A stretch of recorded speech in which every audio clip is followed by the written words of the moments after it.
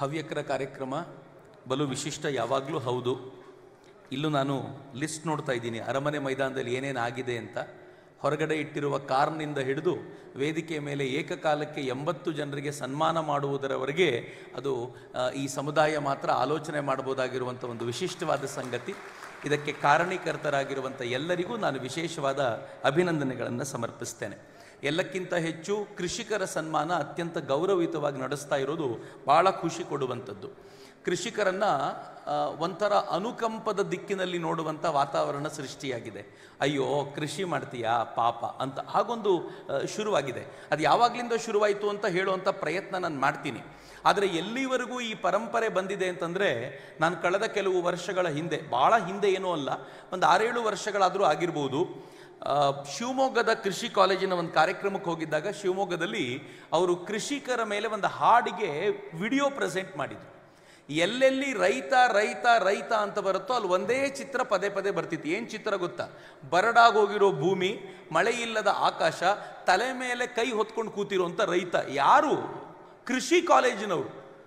ಕೃಷಿ ಕಾಲೇಜಿನವರಾದರೂ ರೈತ ಅಂದರೆ ಬೇರೊಂದು ಚಿತ್ರವನ್ನು ಕೊಡಬೇಕು. ಆದರೆ ಕೃಷಿ ಕಾಲೇಜಿನವರೇ ರೈತ ಅಂತ ಹೇಳುವಾಗ ಈ ಚಿತ್ರವನ್ನು ಪದೇ ಪದೇ ಹಾಕಿದ್ದು ನೋಡಿ ಸಂಕಟ ಅನ್ನಿಸ್ತಿತ್ತು ನನಗೆ. ರೈತನನ್ನು ನಾವು ಅನುಕಂಪದ ದೃಷ್ಟಿಯಿಂದ ನೋಡೋದಿದೆಯಲ್ಲ, ಬಹಳ ದುರದೃಷ್ಟಕರ ಸಂಗತಿ. ಧರ್ಮಪಾಲ್ಜಿ ತಮ್ಮ ಒಂದು ಕೃತಿಯಲ್ಲಿ ಬರೀತಾರೆ, ಈ ದೇಶದ ಹೈಯೆಸ್ಟ್ ಇನ್ನೋವೇಷನ್ ಅಂತ ಏನಾದರೂ ಆಗಿದ್ರೆ ಅದು ಕೃಷಿಕನ ಮನೆಯಿಂದಲೇ ಹೈಯೆಸ್ಟ್ ಇನ್ನೋವೇಷನ್ ಆಗಿರೋದು ಅಂತ. ವಿದೇಶಿಗರು ಕೂಡ ಅವರ ಬ್ಯೂಟಿಫುಲ್ ಟ್ರೀ ಸೀರೀಸ್ ಇದೆ, 5 ವಾಲ್ಯೂಮ್ಗಳ ಸೀರೀಸ್. ಇತ್ತೀಚೆಗೆ ರಾಷ್ಟ್ರೋತ್ಥಾನ ಅದನ್ನು ಮರುಮುದ್ರಿಸಿದೆ ಇಂಗ್ಲಿಷ್ನಲ್ಲೇ. ಆ ಸೀರೀಸ್ನಲ್ಲಿ ಒಂದು ಕಡೆ ತುಂಬ ಸ್ಪಷ್ಟವಾಗಿ ಬರೀತಾರೆ, ಭಾರತದ ಈ ಕೃಷಿಕನ ಮನೆಯ ಸೈಂಟಿಫಿಕ್ ಇನ್ನೋವೇಷನ್ನ ನೋಡಿ ಬ್ರಿಟಿಷರು ಕೂಡ ಆಶ್ಚರ್ಯಪಟ್ಟುಕೊಂಡು ತಮ್ಮ ದೇಶಕ್ಕೆ ಅವುಗಳನ್ನು ತೆಗೆದುಕೊಂಡು ಹೋಗಿ ಅಧ್ಯಯನ ಮಾಡಿದ್ರು ಅನ್ನೋದನ್ನ ಧರ್ಮಪಾಲ್ಜಿ ತಮ್ಮ ಕೃತಿಯಲ್ಲಿ ಉಲ್ಲೇಖ ಮಾಡ್ತಾರೆ. ಅದೇ ಧರ್ಮಪಾಲ್ಜಿ ಹೇಳ್ತಾರೆ, ಈ ದೇಶದಲ್ಲಿ ಯಾರ ಮನೆ ಅತ್ಯಂತ ದೊಡ್ಡದಾಗಿರ್ತಿತ್ತು ಅಂತ ಅವರು ಅದನ್ನ ತುಂಬಾ ರೂಪಕದ ಇದರಲ್ಲಿ ಕೊಡ್ತಾರೆ. ಏನ್ ಹೇಳ್ತಾರೆ ಅಂದ್ರೆ, ಯಾರ ಮನೆಯ ಜಗಲಿ ದೊಡ್ಡದಾಗಿರ್ತಿತ್ತು, ಅಧಿಕಾರಿಯ ಮನೆಯ ಜಗಲಿ ಅಲ್ಲ, ಶಾನುಭೋಗರ ಮನೆಯ ಜಗಲಿ ಅಲ್ಲ.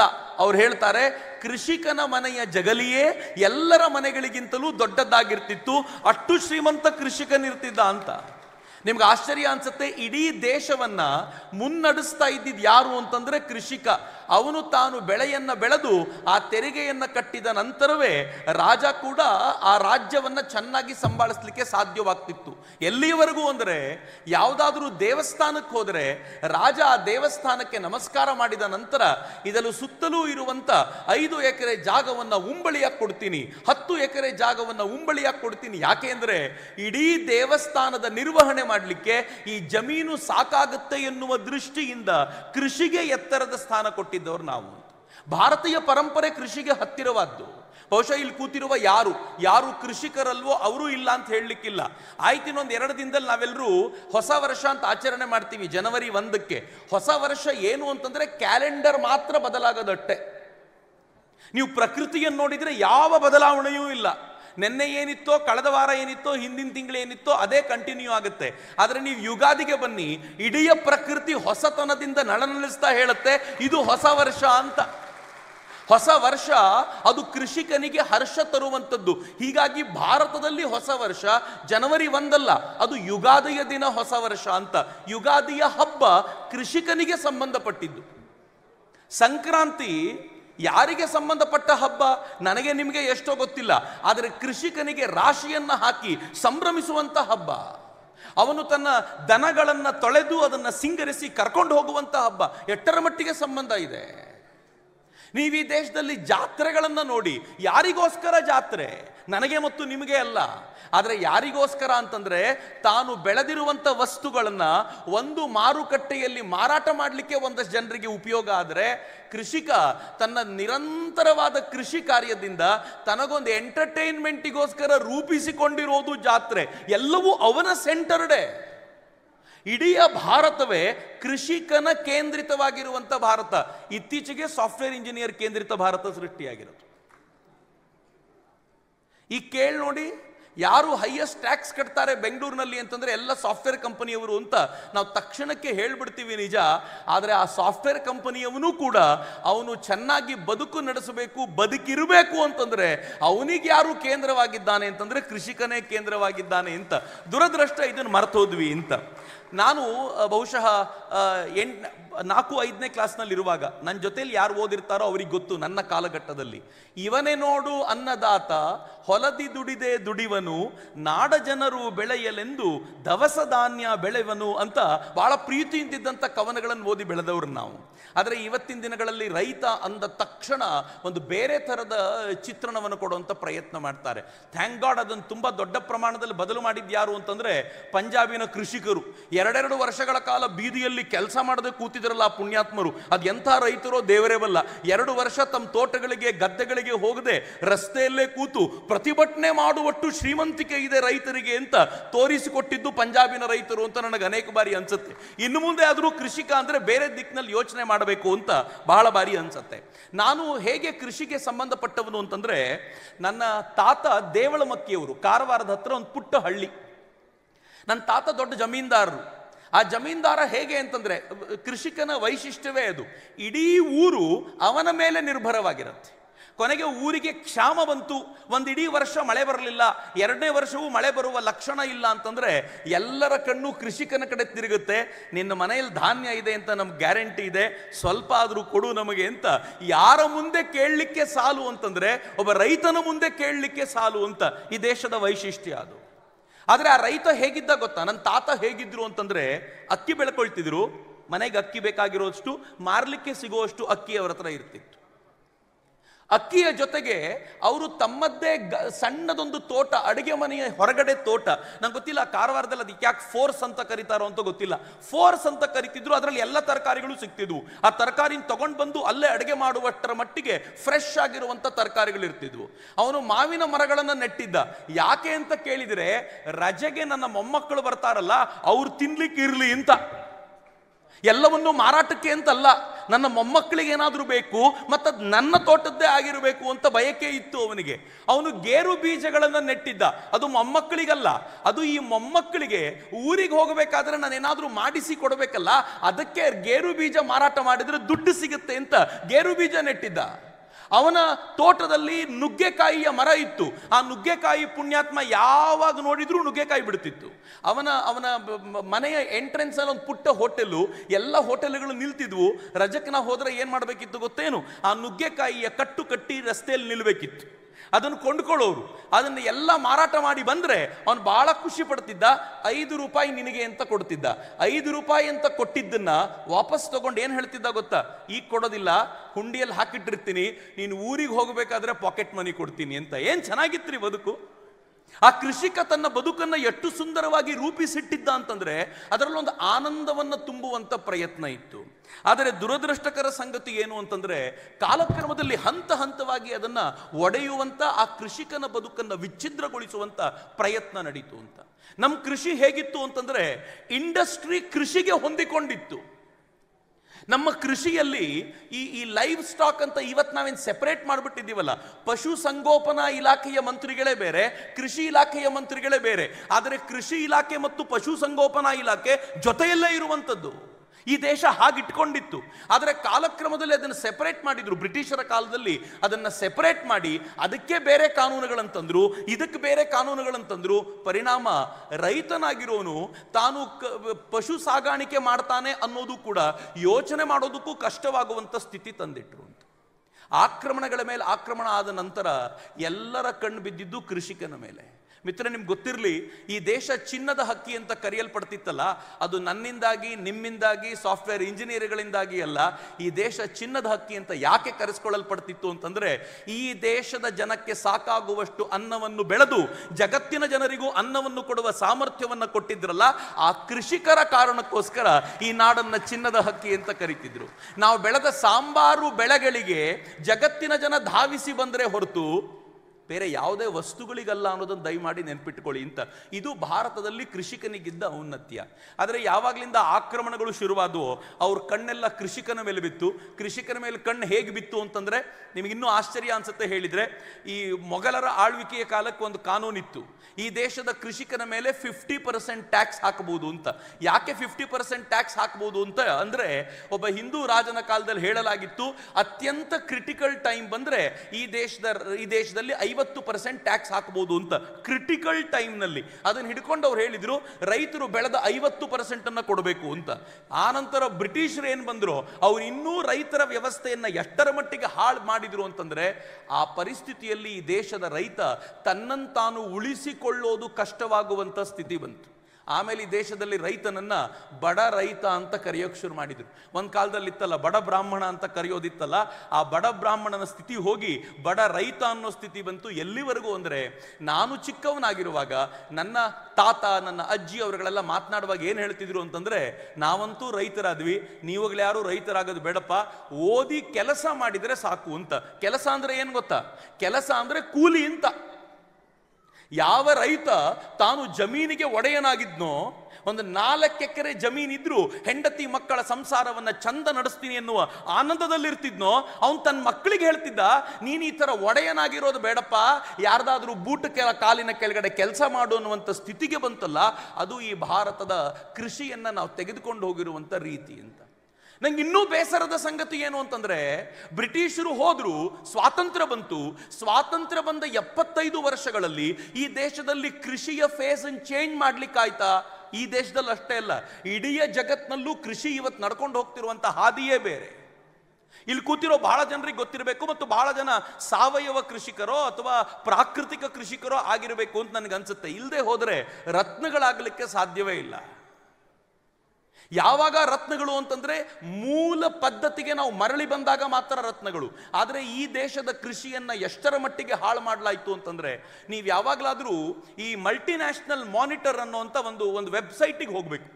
ಯಾರ್ಯಾರು ಇಲ್ಲಿ ವೆಬ್ಸೈಟ್ ನೋಡಬಲ್ಲರೋ ದಯಮಾಡಿ ಹೋಗಿ. ಮಲ್ಟಿನ್ಯಾಷನಲ್ ಮಾನಿಟರ್ ಅನ್ನುವಂಥ ವೆಬ್ಸೈಟಿಗೆ ನೀವು ಹೋದರೆ ಗೊತ್ತಾಗುತ್ತೆ, ಮಾನ್ಸೆಂಟೋ ಬಾಯರ್ಸ್ ಥರದ ಕಂಪನಿಗಳು ಇಡೀ ಜಗತ್ತಿನ ಕೃಷಿಯನ್ನ ತಮ್ಮ ಹಿಡಿತಕ್ಕೆ ಹೇಗೆ ತೆಗೆದುಕೊಂಡಿವೆ ಅಂತಂದ್ರೆ, ಜಗತ್ತಿನ 4-5 ದೊಡ್ಡ ದೊಡ್ಡ ಕಂಪನಿಗಳು ಇಡೀ ಕೃಷಿಗಾರಿಕೆಯನ್ನ ತಮ್ಮ ಕೈಯಲ್ಲಿ ಇಟ್ಕೊಂಡಿವೆ. ಇವತ್ತು ನೀವು ಬೀಜಗಳನ್ನು ಕೊಂಡುಕೊಳ್ಳೋದಿದ್ರೆ ಆ ಕಂಪನಿಗಳ ಹತ್ರ ಕೊಂಡ್ಕೋಬೇಕು. ಅವ್ರು ತಯಾರು ಮಾಡಿರುವಂಥ ಬೀಜಗಳು ಹೇಗಿರ್ತವೆ ಅಂತಂದ್ರೆ, ಆ ಬೀಜಗಳಿಗೆ ಇಂತಿಂಥ ಕಾಲಘಟ್ಟದಲ್ಲಿ ಇಂತಿಂಥ ರೋಗ ಬರುತ್ತೆ ಅವ್ರಿಗೆ ಗೊತ್ತದು. ಆ ರೋಗಕ್ಕೆ ಔಷಧಿಗಳನ್ನು ಅವರೇ ಮಾರ್ತಾರೆ. ಇಂತಿಂಥ ಕಾಲಘಟ್ಟಕ್ಕೆ ಇಂತಿಂಥ ಗೊಬ್ಬರ ಕೊಡಬೇಕು, ಆ ಗೊಬ್ಬರವನ್ನು ಅವರೇ ಮಾರ್ತಾರೆ. ಯಾವ ರೈತ 0 ಬಜೆಟ್ನಲ್ಲಿ ಕೃಷಿಕನಾಗಿ ಬೆಳೆದು ನಿಲ್ಬಹುದಾಗಿತ್ತೋ, ಆ ರೈತ ಇವತ್ತು ದಿನ ಬೆಳಗಾದ್ರೆ ಸಾವಿರಾರು ರೂಪಾಯಿಯ ಹಣವನ್ನ ತನ್ನ ಜಮೀನಿಗೆ ಸುರಿತಾನೆ ಇರ್ತಾನೆ. ಸುರಿದು ಕೊನೆಗೆ ಹೇಳ್ತಾನೆ, ನಾನು ಎಷ್ಟು ಖರ್ಚು ಮಾಡಿದ್ದೀನೋ ಅದರ 1/10 ಕೂಡ ಬರೋದಿಲ್ಲ, ಹೀಗಾಗಿ ಕೃಷಿ ಕೆಲಸಕ್ಕೆ ಬಾರದ್ದು ಅಂತ. ನನಗಿಲ್ಲಿಲೋ ಅಂತ ಕೆಲವು ಕೃಷಿಕರು ಬಂದು ಅಲ್ಲಿ ಹೇಳಿ ಹೋದ್ರು, ದಯವಿಟ್ಟು ನಿಮ್ಮ ಮಾತಾಡುವಾಗ ಒಂದೇ ಒಂದು ಚಾಲೆಂಜ್ ಮಾಡಿ ಅಂತ. ನೀವು ಬಂದು ಆಮೇಲೆ ಅವ್ರ ಜೊತೆ ಜಗಳ ಆಡ್ಬೋದು, ಹೇಳಿದವ್ರ ಹತ್ರ ಜಗಳ ಆಡ್ಬೋದು. ಚಾಲೆಂಜ್ ಏನು ಗೊತ್ತೇನು? ನೀವೇನು ಸಾಫ್ಟ್ವೇರ್ ಇಂಜಿನಿಯರ್ ಆಗಿ ಬೆಂಗಳೂರಿನಲ್ಲಿ ಅರ್ನ್ ಮಾಡ್ತೀರೋ ಅದಕ್ಕಿಂತ 10 ಪಟ್ಟು ಜಾಸ್ತಿ ನಾವು ನಮ್ಮ ಕೃಷಿ ಭೂಮಿಯಲ್ಲಿ ಅರ್ನ್ ಮಾಡ್ತೀವಿ, ಚಾಲೆಂಜ್ ಮಾಡಿ ತೋರಿಸ್ತೀವಿ, ಸ್ವೀಕಾರ ಮಾಡ್ಲಿಕ್ಕೆ ರೆಡಿ ಇದ್ದೀರಾ ಅಂತ. ಬಹಳ ಚೆನ್ನಾಗಿದೆ. ಆದರೆ ದುರದೃಷ್ಟ ಮತ್ತೊಂದೇನು ಅಂತಂದ್ರೆ, ಮತ್ತೆ ಅರ್ನಿಂಗಲ್ಲೇ ನೋಡ್ತೀವಿ ನಾವೆಲ್ಲವನ್ನು. ನಾನು ಈ ಕೃಷಿಯ ವಿಡಿಯೋ, ವೈರಲ್ ಆಗಿರೋ ವಿಡಿಯೋ ನೋಡ್ತೀನಿ. ಆ ವೈರಲ್ ಆಗಿರೋ ವಿಡಿಯೋ ಟೈಟಲ್ ಏನಿರುತ್ತೆ ಗೊತ್ತಾ? ಮಾವು ಬೆಳೆದು ಕೋಟಿ ರೂಪಾಯಿ ಗಳಿಸಿದ ರೈತ. ನಮ್ಗೆ ಕೋಟಿ ಇಂಪಾರ್ಟೆಂಟ್, ಮಾವಲ್ಲ. ಗೇರು ಬೀಜ ಬೆಳೆದು ಕೋಟ್ಯಂತರ ರೂಪಾಯಿ ಗಳಿಸಿದ ರೈತ, ಕೋಟ್ಯಂತರ ಇಂಪಾರ್ಟೆಂಟ್, ಗೇರಲ್ಲ. ತನ್ನ ಭೂಮಿಯಲ್ಲೇ ಇದನ್ನ ತರಕಾರಿಯನ್ನ ಬೆಳೆದು ಕೋಟ್ಯಂತರ ರೂಪಾಯಿ ಗಳಿಸಿದ ರೈತ. ಕೋಟ್ಯಂತರ ಇದೆಯಲ್ಲ, ಅದು ಎಷ್ಟು ಅಟ್ರಾಕ್ಟಿವ್ ಅಂತಂದ್ರೆ, ದುಡ್ಡು ಅಂತ ಅದ್ರ ಹಿಂದೆ ಓಡುವಂತ ಯತ್ನಕ್ಕೆ ಬಿದ್ದಿದ್ದೀವಲ್ಲ ಮಿತ್ರರೆ. ಒಬ್ಬ ರೈತನಿಗೆ ಇರಬಹುದಾಗಿರುವಂತ ಅತೀವವಾಗಿರುವಂತ ಆನಂದ ಏನು ಗೊತ್ತೇನು?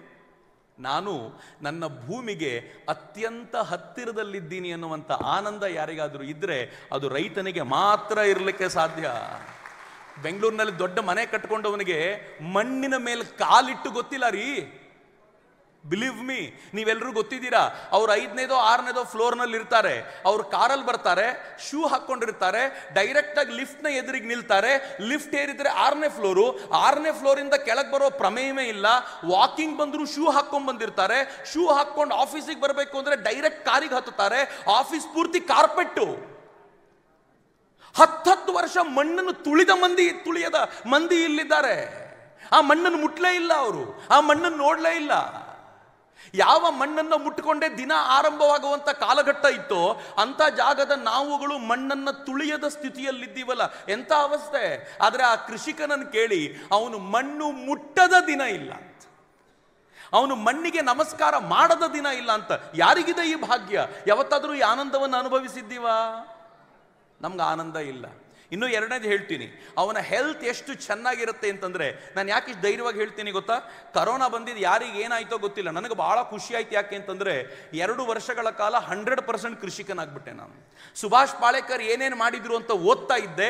ಸುಭಾಷ್ ಪಾಳೇಕರ್ ಮಾಡಿದ್ದನ್ನ ಎಕ್ಸ್ಪೀರಿಯನ್ಸ್ ಮಾಡಬೇಕು ಅಂತ 5 ಲೇಯರ್ ಮಾಡೆಲ್ನ ಹಾಕೊಂಡು ಶುರು ಮಾಡಿದ್ವಿ. 5 ಲೇಯರ್ ಮಾಡೆಲ್ ಮಾಡಬೇಕು ಅಂತ ಖುಷಿಯಿಂದ ಮಾಡಿದ್ವಿ. ಆಮೇಲೆ ಗೊತ್ತಾಯ್ತು 5 ಲೇಯರ್ ಮಾಡೆಲ್ನಲ್ಲಿ ಅತ್ಯಂತ ಅಗತ್ಯವಾಗಿ ಬೇಕಾಗಿರೋದು ಸಗಣಿ ಮತ್ತು ಗಂಜಲ ಅಂತ. ಹಸುಗಳನ್ನು ಸಾಕಿದ್ವಿ, 11 ಹಸುಗಳು. ನಮ್ಮ ರುಟೀನ್ ಹೇಗಿತ್ತು ಗೊತ್ತಾ? ಬೆಳಗ್ಗೆ 4:15 ಎದ್ರೆ ಸಂಜೆ 6 ಗಂಟೆಯವರೆಗೂ 1 ಸೆಕೆಂಡ್ ಪುರ್ಸೊತ್ ಸಿಗ್ತಿರ್ಲಿಲ್ಲ.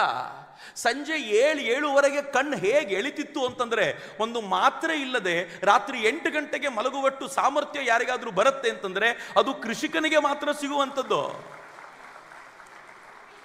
ಇದನ್ನು ಡಾಕ್ಟರ್ ಹೇಳಿದ್ರೆ ಯಾರು ಕೇಳಲಿಕ್ಕಿಲ್ಲ, ಕೃಷಿಕರು ಹೇಳಿದ್ರೆ ಅರ್ಥ ಆಗ್ಬೋದು ನಮಗೆ. ಎಂಥ ಒಳ್ಳೆ ನಿದ್ದೆ ಬರುತ್ತೆ ಗೊತ್ತೇನು ಅವರಿಗೆ, ಎಂಥ ಆನಂದ ಅನ್ಸುತ್ತೆ ಗೊತ್ತೇನು. ಯಾವತ್ತಾದರೂ ನಿಮಗೆ ಜಂಜಡ ಅನ್ಸಿದ್ರೆ ಬೆಂಗಳೂರು, ಒಂದು ಸ್ವಲ್ಪ ಬಿಟ್ಟು ನಿಮ್ಮ ಊರಿನಲ್ಲಿರುವಂಥ ಯಾರು ಕೃಷಿಯೇ ಮಾಡದಿರುವಂಥ ಜಾಗಕ್ಕೆ ಹೋಗಿ ಸ್ವಲ್ಪ ದಿನ ಕೃಷಿ ಮಾಡ್ತಾ ಒಂದು ಸ್ವಲ್ಪ ಆನಂದವನ್ನು ಪಡೀರಿ. ಗೊತ್ತಾಗುತ್ತೆ ಭೂಮಿಗೆ ಹತ್ತಿರ ಇರುವಂಥ ಆನಂದ ಇನ್ನು ಎಲ್ಲೂ ಸಿಗೋದಿಲ್ಲ ಅಂತ. ಅಂಥ ಆನಂದವನ್ನು ಅವ್ರು ಪಡ್ಕೊಳ್ತಾರೆ ಅಂತ. ಇವತ್ತು ಆ ಕೃಷಿಕನಿಗೆ, ಆತ್ಮಾನಂದದಲ್ಲಿರುವಂಥ ಆ ಕೃಷಿಕನಿಗೆ ಸ್ವಲ್ಪ ಬೇಕಾಗಿರುವಂಥ ಸಹಕಾರವನ್ನು ಜೋಡಿಸಿದ್ರೆ ಅವನು ಇನ್ನೇನೂ ಕೇಳೋದಿಲ್ಲ. ಯಾವ ಕೃಷಿಕ ನನಗೆ ನಿಮ್ಮಿಂದ ಹೆಲ್ಪ್ ಬೇಕು ಅಂತ ಕೇಳ್ತಾನಲ್ಲ, ಅವನು ಸರಿಯಾಗಿ ಭೂಮಿಯಲ್ಲಿ ಕೃಷಿ ಮಾಡ್ತಿಲ್ಲ ಅಂತ.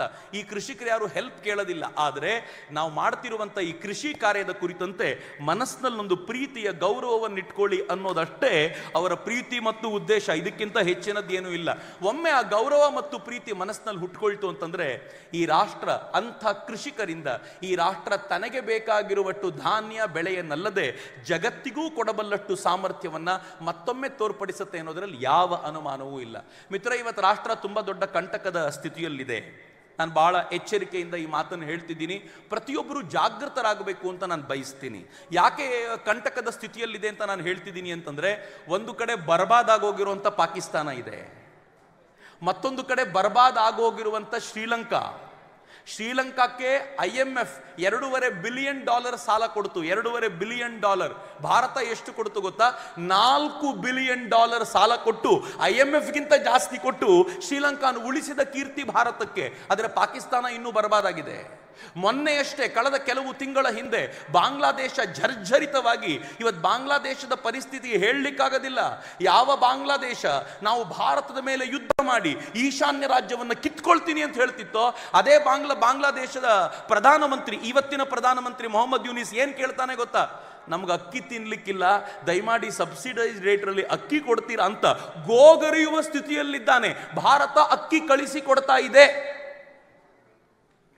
ನಂಗೆ ಗೊತ್ತಿಲ್ಲ ನೀವು ಅದಕ್ಕೆ ಖುಷಿ ಪಡ್ತಿರೋ ಇಲ್ವೋ, ಅಕ್ಕಿ ಕಳಿಸ್ಕೊಡ್ತಿದ್ದೀವಿ ಅಂತ ಕೋಪ ಇದೆ ನಮಗೆಲ್ರಿಗೂ. ಆದರೆ ಅಕ್ಕಿ ಕಳಿಸ್ಕೊಡ್ತಾ ಇದ್ದೀವಿ ಯಾಕೆಂದ್ರೆ ಸಾಯ್ತಾ ಇರೋ ಜನ ಉಳ್ಕೊಳ್ಳಿ ಅನ್ನುವಂಥ ಭಾವದಿಂದ ಅಕ್ಕಿ ಕಳಿಸ್ಕೊಡ್ತಿದ್ದೀವಿ. ಯಾವ ರಾಷ್ಟ್ರ ಇದೆ ಸೌತ್ ಈಸ್ಟ್ ಏಷ್ಯಾದಲ್ಲಿ? ಎಲ್ಲರೂ ಹತಪ್ರಾಣರಾಗಿರುವಾಗ ಇವರ ನಡುವೆ ಇವರೆಲ್ಲರಿಗಿಂತಲೂ ಮೀರಿ ನಿಂತಿರುವಂಥ ರಾಷ್ಟ್ರ ಅಂತ ಯಾವುದಾದ್ರೂ ಇದ್ರೆ ಅದು ಭಾರತ ಒಂದೇ. ಬಹಳ ಹೆಮ್ಮೆ ಪಡಬೇಕಾಗಿರುವ ಸಂಗತಿ. ಆದರೆ ಅಮೆರಿಕ ಪ್ರೇರಿತ ರಿಲಿಜಿಯಸ್ ಫ್ರೀಡಮ್ ಇಂಡೆಕ್ಸ್ನಲ್ಲಿ ಭಾರತ ಇವರೆಲ್ಲರಿಗಿಂತ ಕೆಳಗೆ, ಪಾವರ್ಟಿ ಇಂಡೆಕ್ಸ್ ಅಲ್ಲಿ ಭಾರತ ಇವರೆಲ್ಲರಿಗಿಂತ ಕೆಳಗೆ, ನಾವು ಪ್ರಜಾಪ್ರಭುತ್ವವನ್ನು ಮೇಂಟೈನ್ ಮಾಡಿರುವಂಥ ಇಂಡೆಕ್ಸ್ ಅಲ್ಲಿ ಇವರೆಲ್ಲರಿಗಿಂತ ಕೆಳಗೆ. ಯಾಕೆ ಅಂತಂದ್ರೆ ಡೀಪ್ ಸ್ಟೇಟ್ಗೆ ಈ ಭಾರತವನ್ನು ನಾಶ ಮಾಡುವಂಥ ಹುನ್ನಾರ ಬಹಳ ಅರ್ಜೆಂಟ್ ಆಗಿದೆ. ಮೊದಲೆಲ್ಲ ಇತ್ತು ಇನ್ನು 25 ವರ್ಷಕ್ಕೆ ಅವರು ಭಾರತವನ್ನು ತುಂಡು ಮಾಡ್ತಾರೆ ಅಂತ. ಅವ್ರೀಗ ಹೇಳ್ತಾರೆ ಇನ್ನು 2.5 ತಿಂಗಳು ಭಾರತದಲ್ಲಿ ಜನ ಬೀದಿಗೆ ಬರುವಂತೆ ಮಾಡ್ತೀವಿ, ಟ್ಯಾಕ್ಸ್ನ ವಿಚಾರಕ್ಕೆ ಬೀದಿಗೆ ಬರ್ತಾರೆ, ರೈತರ ಪ್ರಾಬ್ಲಮ್ಮು ಅಂತ ಬೀದಿಗೆ ಬರ್ತಾರೆ, ಇವರು ಬೇರೆ ಬೇರೆ ಬೇರೆ ಬೇರೆ ಪ್ರಾಬ್ಲಮ್ಗಳಲ್ಲಿ ಉತ್ತರ ಮತ್ತು ದಕ್ಷಿಣ ಅನ್ನೋ ಪ್ರಾಬ್ಲಮ್ಗಳಲ್ಲಿ ಬರ್ತಾರೆ, ಭಾಷೆಗಳ ಹೆಸರಲ್ಲಿ ಬೀದಿಗೆ ಬರ್ತಾರೆ. ಇಡೀ ದೇಶವನ್ನ ಅನಾಗರಿಕವನ್ನಾಗಿ ಅಥವಾ ನಾಯಕತ್ವವೇ ಇಲ್ಲದ ನಾವೊಂದು ರಾಷ್ಟ್ರವನ್ನಾಗಿ ಭಾರತವನ್ನ ಮಾಡ್ತೀವಿ ಅಂತ ಡೀಪ್ ಸ್ಟೇಟ್ನವ್ರು ಹಠ ತೊಟ್ಟು ನಿಂತಿದ್ದಾರಲ್ಲ, ಅದಕ್ಕೆ ಪ್ರತಿಯಾಗಿ ಇವತ್ತು ನಾವು ಬಲವಾಗಿ ನಿಲ್ಲಬೇಕಾಗಿದೆ. ನೀವು ಯಾವ ಥರದ ಹುನ್ನಾರವನ್ನ ಮಾಡ್ಲಿಕ್ಕೆ ಪ್ರಯತ್ನ ಪಡ್ತೀರೋ ಅದನ್ನ ಎದುರಿಸಿ ನಿಂತು ಈ ಭಾರತವನ್ನ ಉಳಿಸಿಕೊಳ್ಳುವುದಲ್ಲದೆ ಇದಕ್ಕಿಂತಲೂ ದೊಡ್ಡದು ಮಾಡಿ ತೋರಿಸ್ತೀವಿ ಅಂತ ಇವತ್ತು ನಾವು ಜಗತ್ತಿನ ಮುಂದೆ ಚಾಲೆಂಜ್ ಮಾಡಬೇಕಾಗಿದೆಯಲ್ಲ, ಆ ಪ್ರಯತ್ನದ ಕುರಿತಂತೆ ನಾವೆಲ್ಲರೂ ಯೋಚನೆ ಮಾಡಬೇಕಾಗಿದೆ. ಕೃಷಿಕರಿಗೆ ಸನ್ಮಾನ ಮಾಡುವಂತ ಈ ಹೊತ್ತಿನಲ್ಲಿ ಈ ಕೃಷಿಕರು ಹೀಗೆಯೇ ಇನ್ನೂ ಸಾವಿರಾರು ಜನರಿಗೆ ಕೃಷಿತ್ವದ ಸಂಕಲ್ಪವನ್ನು ಕೊಡುವಂತೆ ಅವರಿಗೆ ಪ್ರೇರಣೆ ಸಿಗುವಂತೆ ನಾವು ಬದುಕಬೇಕಾದಂಥ ಅಗತ್ಯ ಇದೆ. ಆ ಹಿನ್ನೆಲೆಯಲ್ಲಿ ಇವತ್ತು ಈ ಹವ್ಯಕ ಸಮ್ಮೇಳನದಲ್ಲಿ, ವಿಶ್ವ ಹವ್ಯಕ ಸಮ್ಮೇಳನದಲ್ಲಿ ನೀವೇನು ಮಾಡ್ತಾ ಇದ್ದೀರೋ, ಈ ಕೃಷಿಕರಿಗೆ ಏನು ಶಕ್ತಿಯನ್ನು ತುಂಬ್ತಾ ಇದ್ದೀರೋ ಅದು ನಿಜಕ್ಕೂ ಹೆಮ್ಮೆ ಪಡುವಂಥದ್ದು. ಬಹುಶಃ ಇಡೀ ನಾಡು ಇದನ್ನು ನೋಡಿ ಅನುಸರಿಸುವಂತಾಗಬೇಕು ಅಂತ ನಾನು ಭಾವಿಸ್ತೀನಿ. ಎಲ್ಲಕ್ಕಿಂತ ಹೆಚ್ಚು ಏನು ಅಂತಂದರೆ, ಎಲ್ಲಕ್ಕಿಂತ ಹೆಚ್ಚಿನದ್ದು ಸನ್ಮಾನ ಅಂತ ತುಂಬ ಕಡೆ ಮಾಡ್ತಾರೆ. ಮಾಡುವಾಗ ಹೇಗೆ ಮಾಡ್ತಾರೆ ಅಂದರೆ ಕಾಟಾಚಾರಕ್ಕೆ ಅರ್ಜೆಂಟ್ನಲ್ಲಿ ಮಾಡಿ ಕಳಿಸ್ಬಿಡ್ತಾರೆ. ಸನ್ಮಾನ ತಗೊಂಡವನಿಗೂ ಸಮಾಧಾನ ಇರೋದಿಲ್ಲ, ನೋಡಿದವನಿಗೂ ಏನು ನೋಡಿದ್ವಿ ಅಂತ ಗೊತ್ತಿಲ್ಲ. ನಂಗೆ ಭಾಳ ಸಂತೋಷವಾದ ಸಂಗತಿ, ಎಲ್ಲ ಕೃಷಿಕರು ಯಾರ್ಯಾರು ಸನ್ಮಾನ ಪಡೆದಿದ್ದಾರೋ, ಯಾರ್ಯಾರು ರತ್ನಗಳೋ ಅವ್ರದ್ದೆಲ್ಲರದು ಡಿಸ್ಪ್ಲೇ ಹಾಕಿದ್ದಾರೆ. ಬರ್ತಾ ನಾನು ನೋಡ್ಕೊಂಡು ಬಂದೆ, ಎಲ್ಲರದು ಏನೇನು ಸಾಧನೆ ಇದೆ ಅನ್ನೋ ಡಿಸ್ಪ್ಲೇ ಹಾಕಿದ್ದಾರಲ್ಲ, ಭಾಳ ಒಳ್ಳೆಯ ಸಂಗತಿ. ಅವರೆಲ್ಲರನ್ನೂ ಕೂಡ ಸಮಯ ಇದ್ದಾಗ ಅವರ ಸಾಧನೆಗಳನ್ನು ನೋಡ್ಲಿಕ್ಕೆ ಪ್ರಯತ್ನ ಪಡಿ. ಎಲ್ಲಕ್ಕಿಂತ ಹೆಚ್ಚು ನಮ್ಮ ಮನೆಗಳಲ್ಲಿ ನಾನು ಎಷ್ಟೇ ಅರ್ನ್ ಮಾಡ್ತಾ ಇರಲಿ, ನಮ್ಮ ಮಕ್ಕಳಿಗೆ ಕೃಷಿಯ ಆ ಭೂಮಿಯನ್ನು ಒಂದು ಸಲ ತೋರಿಸಿ ರಜೆಗೆ ಹೋದಾಗ ತಾತ ಹೇಗೆ ಕೃಷಿ ಮಾಡ್ತಾರೆ ನೋಡು ಅಂತ ಅವ್ರ ಜೊತೆ ಮಕ್ಕಳನ್ನು ಸ್ವಲ್ಪ ಆಡಿಸಿ, ಯಾವ ಮಗು ನನ್ನ ಭೂಮಿಯಲ್ಲಿ ಬಿದ್ದು, ಭಾರತ ಭೂಮಿಯಲ್ಲಿ ಬಿದ್ದು ಸಣ್ಣದಾಗಿ ಗಾಯ ಮಾಡಿ ತರಚಿಕೊಂಡಿದೆಯೋ ಅದರ ರಕ್ತದ ಕಣಕಣದಲ್ಲೂ ಭಾರತೀಯತೆ ಹೋಗಿರುತ್ತೆ ಅನ್ನೋದನ್ನು ಮರಿಬೇಡಿ. ಅದನ್ನು ಹೋಗಿಸಬೇಕಾದಂಥ ಅಗತ್ಯ ಇದೆ. ಅದು ನಮ್ಮೆಲ್ಲರ ಪ್ರಯತ್ನ ಆಗಲಿ ಅಂತ ನಾನು ಪ್ರೀತಿಪೂರ್ವಕವಾಗಿ ಹಾರೈಸ್ತಾ ಈ ಸನ್ಮಾನವನ್ನು ಪಡೆದಿರುವಂಥ ಎಲ್ಲ ಕೃಷಿಕರಿಗೂ ನಾನು ಅತ್ಯಂತ ಪ್ರೀತಿಪೂರ್ವಕವಾಗಿ ಧನ್ಯವಾದಗಳನ್ನು ಸಮರ್ಪಿಸಿ ನನ್ನ ಮಾತುಗಳನ್ನು ತಾಯಿ ಭಾರತಿಗೆ ಸಮರ್ಪಿಸ್ತೀನಿ. ಎಲ್ರಿಗೂ ನಮಸ್ಕಾರ. ಜೈ ಹಿಂದ್, ವಂದೇ ಮಾತರಂ. ಟಿವಿ ವಿಕ್ರಮ, ದೇಶ ನಿಮ್ಮ ಕೈಯಲ್ಲಿ. ಈ ಕಾರ್ಯಕ್ರಮ ನಿಮಗೆ ಇಷ್ಟ ಆಗಿದ್ದಲ್ಲಿ ಲೈಕ್, ಶೇರ್ ಹಾಗೂ ಕಮೆಂಟ್ ಮಾಡಿ. ಟಿವಿ ವಿಕ್ರಮದ ಕಾರ್ಯಕ್ರಮಗಳನ್ನು ನಿರಂತರವಾಗಿ ವೀಕ್ಷಿಸಲು ಸಬ್ಸ್ಕ್ರೈಬ್ ಮಾಡಿ, ಬೆಲ್ ಐಕನ್ ಒತ್ತಿ.